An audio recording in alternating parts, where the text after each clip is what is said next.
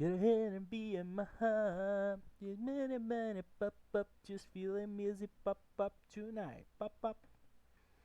When I feel so high. Cara, eu percebi que fica muito baixo o volume do meu microfone dos vídeos. Mas não tem o que fazer aqui, né? Já tá no máximo do meu microfone aqui, ó. Tá no máximo do máximo. Será que tem que falar mais alto? Mas fica estranho, parece que tá baixo a captação. Mas enfim, a gente vai para a aula de fisiologia vegetal básica dentro da botânica. A gente já viu briófitas, pteridófitas, angiospermas, gimnospermas. Nas briófitas, o que surge nas briófitas? O gameta é recoberto, eu acho. Nas pteridófitas surge a vascularização, nas gimnospermas surge as sementes e nas angiospermas, flor e fruto. Tá. Nessa primeira parte que a gente vai ver de fisiologia vegetal, a gente vai ver o transporte de substâncias dentro da planta, que existem vários tipos e formas. Depois nós vamos ver alguns movimentos que as plantas podem fazer. E por último, o meu assunto favorito é os hormônios vegetais. Tá, as plantas elas precisam, como nós, de macronutrientes, que é o caso do fósforo, potássio, nitrogênio, e de micronutrientes, que são no caso o cloro e o ferro. Aí vem transportes de substância, faltou um acento ali, nas plantas. Absorção na raiz. Estamos aqui. Bom, a absorção das substâncias que estão na terra para dentro da planta, elas são feitas através da raiz, especificamente naqueles pelinhos que tem nas raízes. E a absorção dessa seiva, ela vai poder ocorrer de duas formas, pela via simplástica e a via aloplástica. Na via simplástica, essa seiva ela só vai ser, ela vai ser inteiramente transportada por dentro das células, enquanto que na via aloplástica, esse transporte vai ser feito entre as células. No entanto, tanto a seiva que vem da simplástica como da aloplástica, como de chegarem na estria de Casperi, que é uma região da planta que fica mais internamente, que tem as células mais juntinhas, ambas as substâncias vão ir por dentro da célula a partir disso. Condução. Aqui a gente vai falar sobre a capilaridade. Como que essas substâncias que vão entrar na raiz vão subir até lá em cima, sendo que a gente tem a gravidade que faz com que tudo fique para baixo. Bom, isso vai acontecer através de algumas situações que acontecem na planta. A principal dela são algumas características que a água possui. A água ela possui a propriedade de coesão e de adesão. Quando a gente fala que ela tem propriedade de coesão, quer dizer que as moléculas da água elas são sempre muito juntinhas. No estado líquido, no estado gasoso elas vão estar bem separadas, no sólido elas vão estar completamente juntas, mas no líquido, que é o que interessa pra gente, elas vão estar sempre juntinhas umas nas outras, mas vão possibilitar esse movimento entre elas. Já a propriedade de adesão, isso faz com que elas fiquem juntinhas, né? Já a ai caramba. Já a propriedade de adesão faz com que essas moléculas de água elas consigam se prender em superfícies hidrofílicas, ou seja, superfícies que têm afinidade com a água. A gente pode ver isso, por exemplo, quando a gente pega um pedaço de papel e a gente molha e deixa assim, a gente vê que certa quantidade da água ela começa a subir. Isso acontece justamente por causa disso. O papel é uma superfície hidrofílica e essa água vai subir. Se fosse hidrofóbica, ela não ia conseguir. Hidrofóbica seria uma superfície que é feita, por exemplo, de base de óleos, com base de óleos. Então, por a água ser juntinha e pela água ter essa propriedade de se aderir, ela vai subir para o topo da árvore. Mas não é só isso. Outra ação, outra coisa que vai influenciar é a transpiração das plantas. A gente sabe que as plantas elas perdem água pelas folhas também, tanto pela cutícula quanto pelos estômatos, está escrito bem aqui. Isso faz com que quando eu puxar a água daqui de cima, a água de baixo tende a subir também. É como se eu pegasse aqui esse meu energético, colocasse o canudinho aqui, se eu chupar o líquido daqui, o de cima vai sair, como na transpiração das plantas, e o de baixo vai subir. Assim, esse é outro fator que influencia nisso. Bom, agora que a gente falou de estômatos, é importante que a gente saiba mais ou menos como funciona essa abertura e esse fechamento dos estômatos. Lembrando que na maioria das plantas, na maioria das plantas, os estômatos fecham durante a noite e abrem durante o dia, para fazer justamente as trocas gasosas, para receber maior quantidade de luz, mas eles também podem fechar de dia, caso isso seja necessário. Por exemplo, se ocorrer uma inundação no lugar que não é comum essa inundação, muito provavelmente essas plantas vão fechar os seus estômagos, porque senão elas vão morrer afogadas. Sim, se for uma inundação muito grande, elas vão morrer afogadas, mas elas vão tentar fazer com que isso não aconteça, tampando seus estômagos para que não entre tanta água dentro dela. E aí como é que funciona esses estômatos? Os estômatos são formados por duas células guardas, uma do ladinho da outra. É engraçado porque, pra mim, é meio ao contrário do que geralmente a gente iria pensar. Porque se for pensar, se tem duas coisas aqui, elas incham, elas vão ficar mais próximas e vão fechar. E se elas esvaziarem, elas vão abrir. Mas acontece ao contrário nessas células. Basicamente, para abrir esses estômatos, potássio vai entrar dentro das células, tornando ela a célula hipertônica. Ou seja, vai ter muito soluto dentro da célula e fazendo com que a água entre para dentro.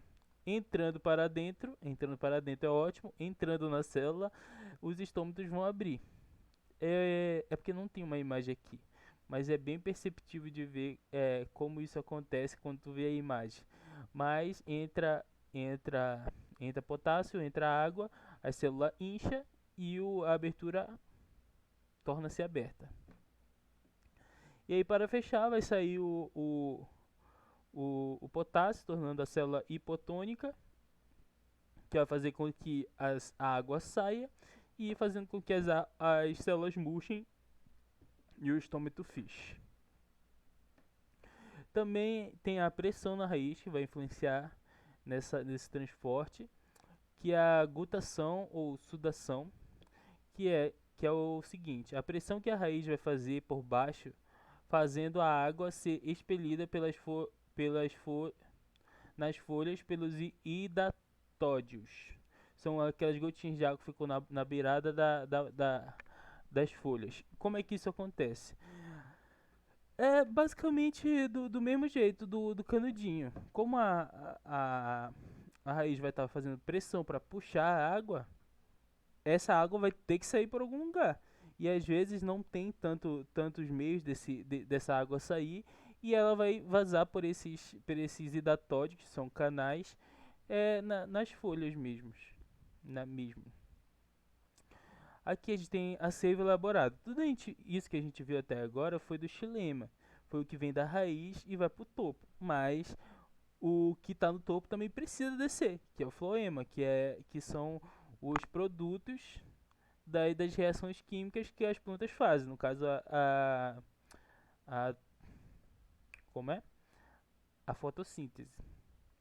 Aí vamos ler aqui. A seiva desce pela gravidade e pelo fluxo de massa. Então a seiva desce naturalmente por causa da gravidade e também pelo fluxo de massa. Ou seja, é como se eu estivesse empurrando água aqui e uma água daqui vai empurrando a outra.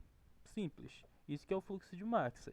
E também tem a força dos órgãos-fonte, que transfere as substâncias, faltou um acento aqui, substâncias para os órgãos dreno. Existem alguns órgãos-fonte e os drenos.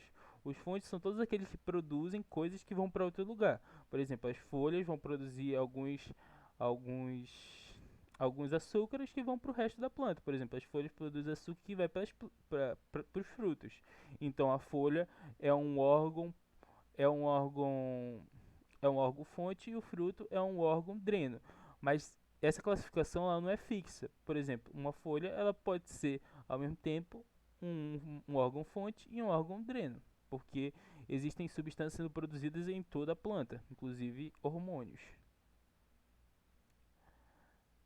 E esse transporte, no caso, pelo órgão-fonte até o dreno, ele acontece pelo transporte ativo, ou seja, exige um gasto de ATP.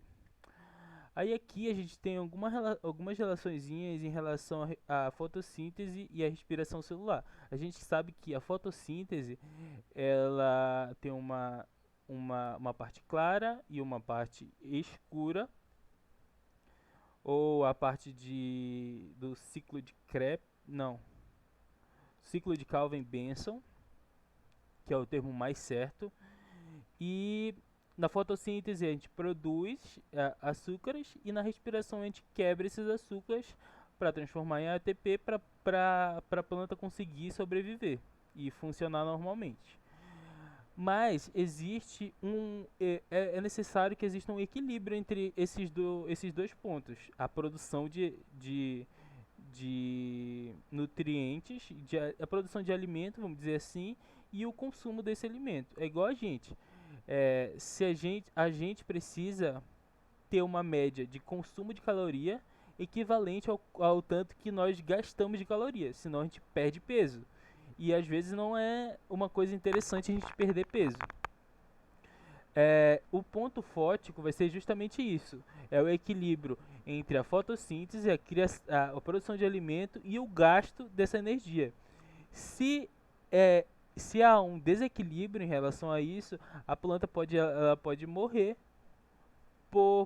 por exemplo, por falta de recursos, porque ela está fazendo muita respiração celular e está tendo pouca fotossíntese. Isso acontece quando plantas que necessitam de sol, elas ficam debaixo de uma sombra e não conseguem fazer o total de fotossíntese que elas deveriam.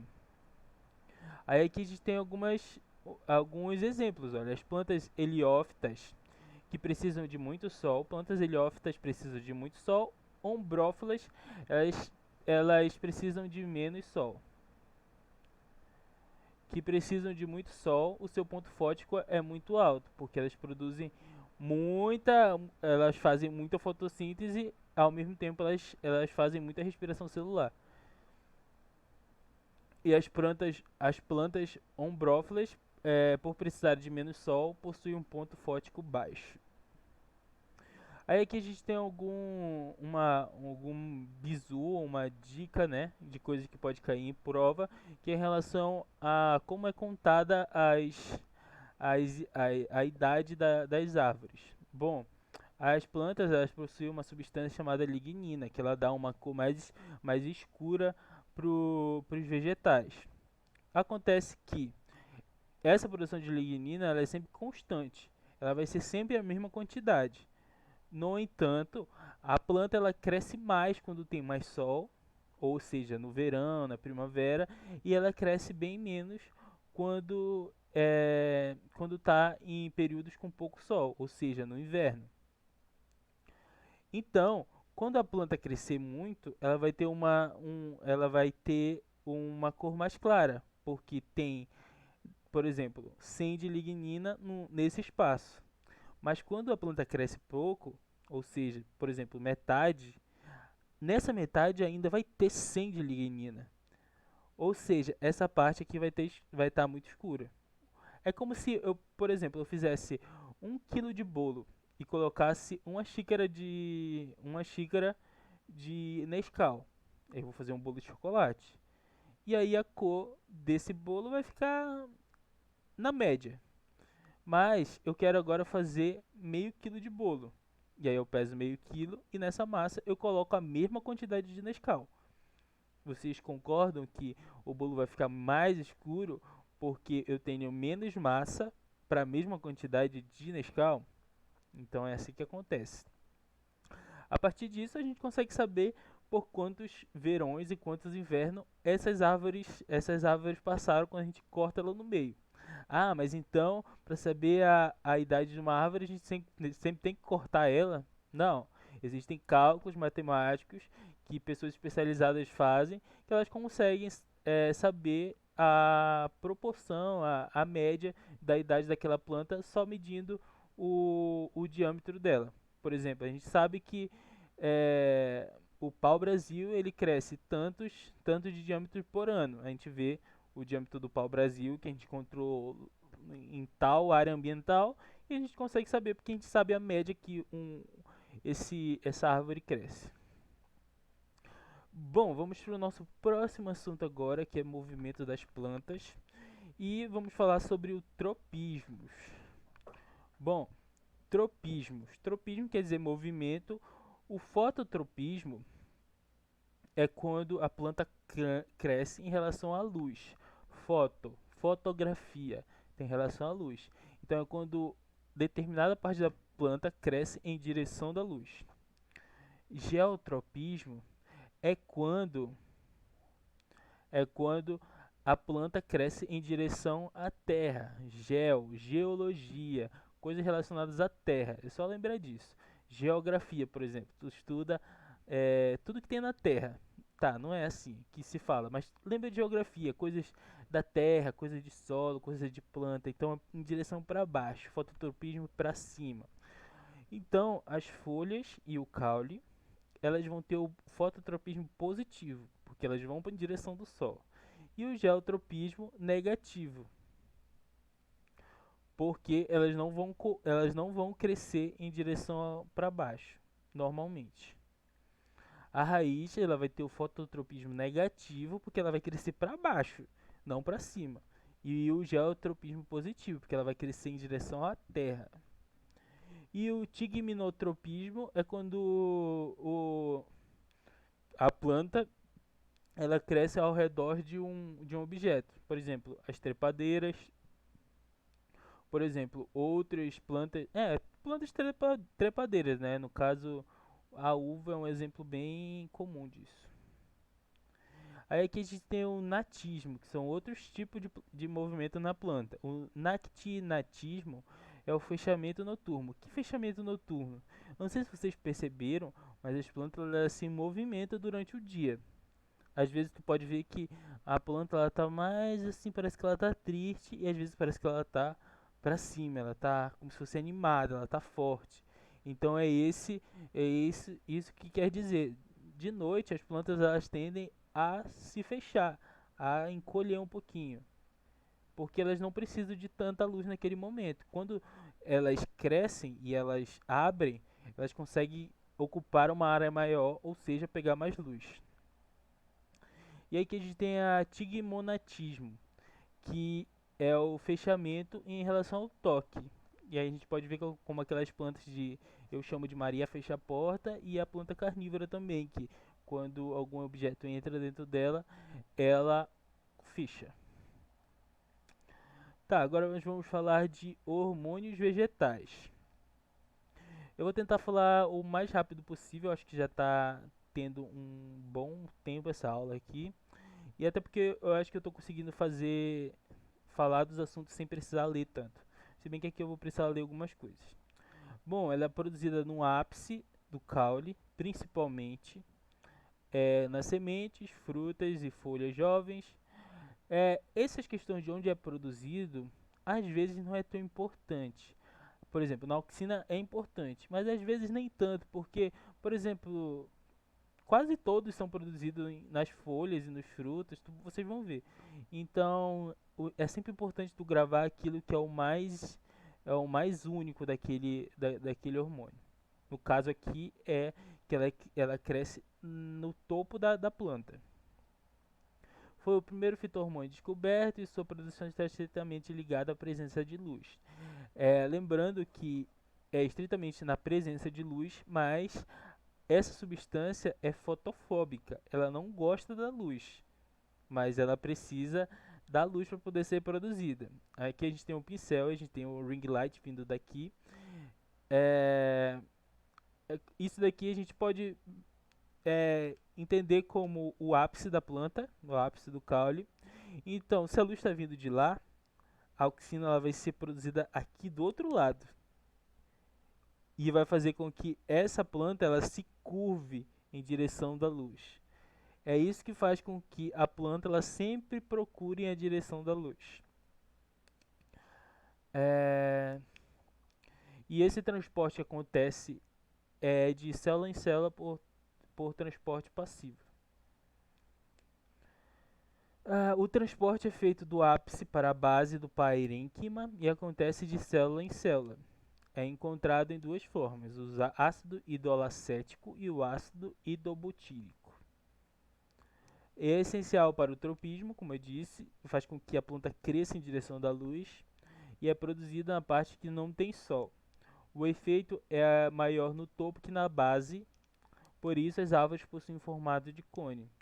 Como é produzido aqui em cima, é, é de certa forma difícil e mais complicado com que essa substância chegue nas partes de baixo.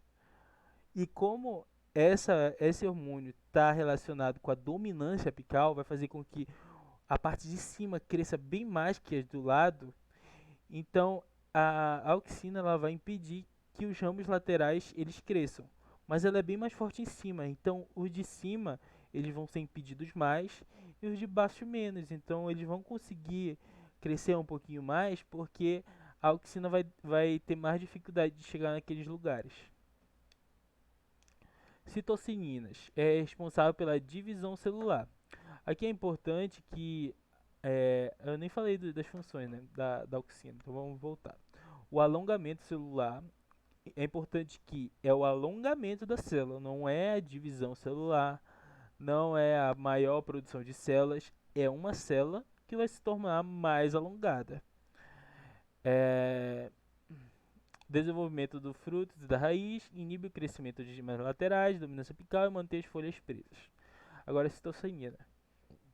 A citocinina é o irmãozinho da auxina. Ele é o hormônio da divisão celular. Ou seja, ele não vai fazer o alongamento, ele vai fazer a divisão celular. Por isso, eles são irmãozinhos, eles trabalham juntos no crescimento da planta, mas cada um faz uma coisa. É produzido na raiz, no ápice radicular, caules e folhas. Viu? De novo, folhas. Função: divisão celular, desenvolvimento das gemas laterais. Aqui tem uma coisa muito importante.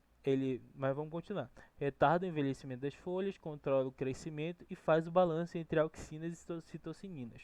O que acontece? Eu tenho aqui a árvore. Se eu quebro essa parte de cima da árvore, aqui não vai ser mais produzida auxina. E aí o que acontece?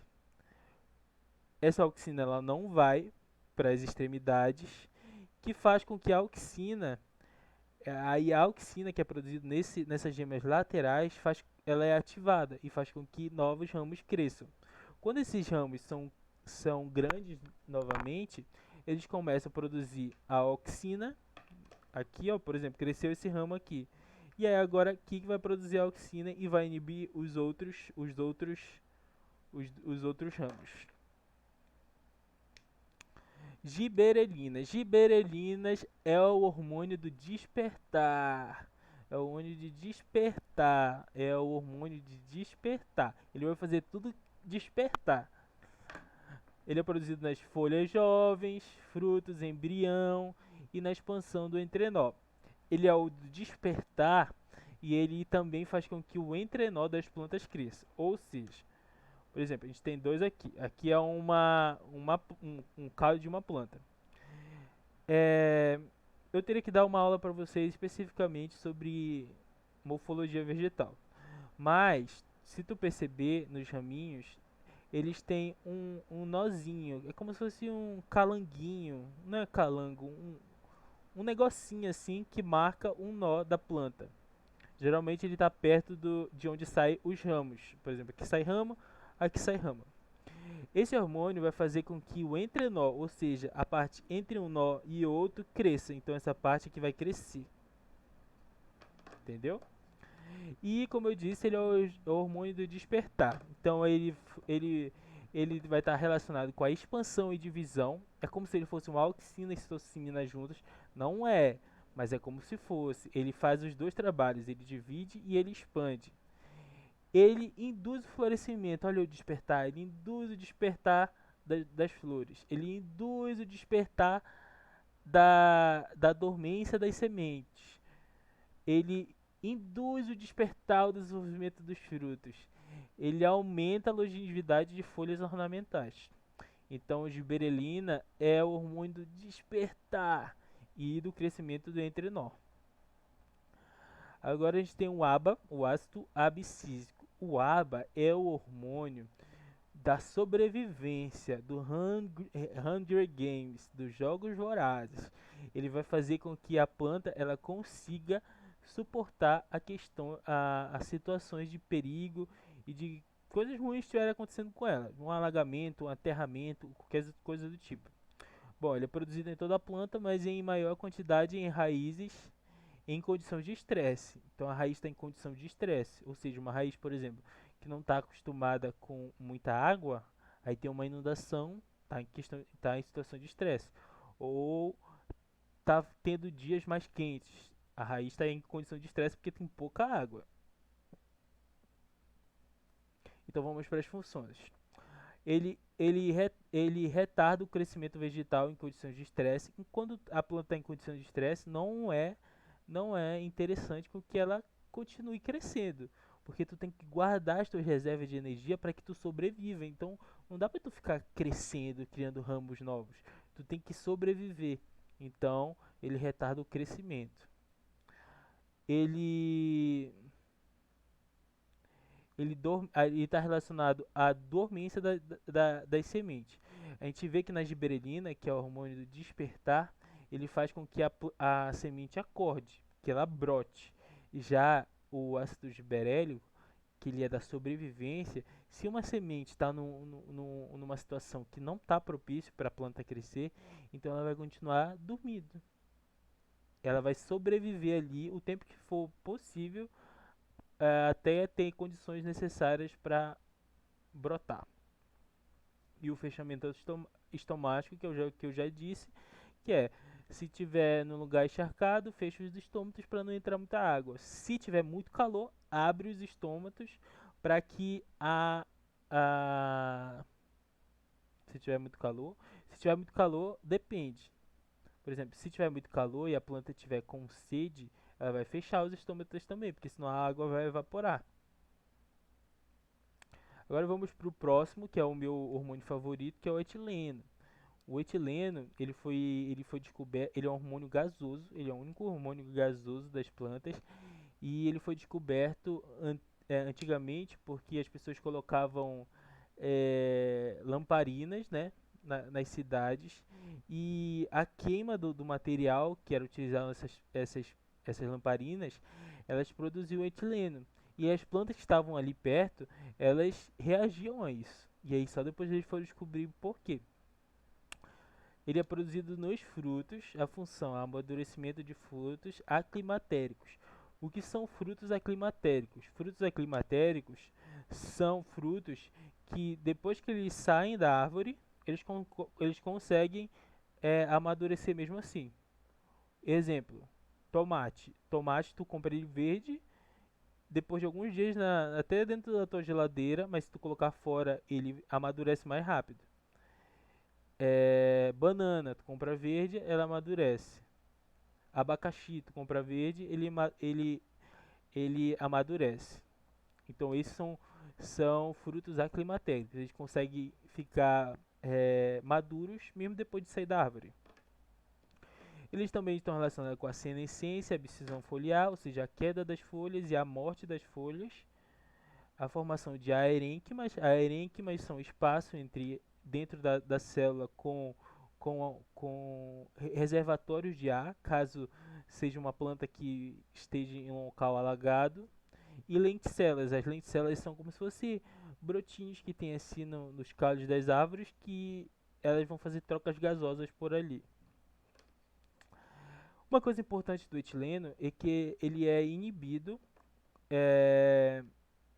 é inibido em é, temperaturas muito baixas.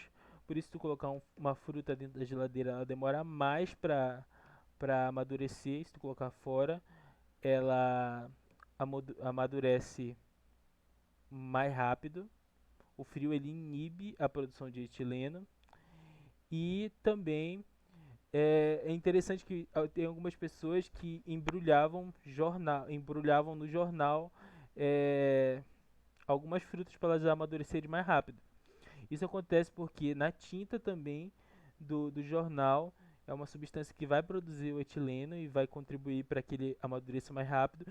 E também, como aquilo tudo vai ser fechadinho no papel, aquele gás vai estar tudo ali, ele não vai espalhar pelo ambiente.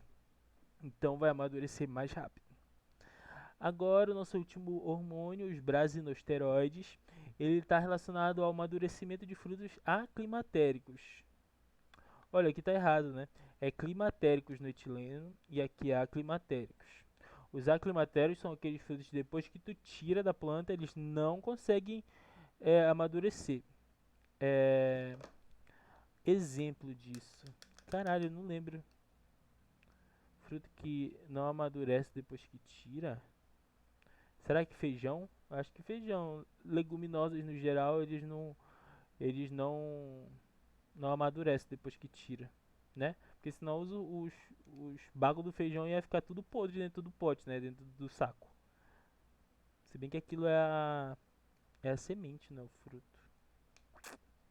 Enfim. Ele está relacionado à divisão celular, alongamento das células raízes, fotomorfogênese, que é a modificação da morfologia da planta em relação ao sol, o desenvolvimento reprodutivo, senescência foliar e resposta a estresse. E aí nós terminamos essa nossa primeira aula de fisiologia vegetal. Na próxima nós vamos ver a fotossíntese em todos os seus níveis, na fase clara e na fase do ciclo de Calvin-Benson. E é isso, valeu, falou.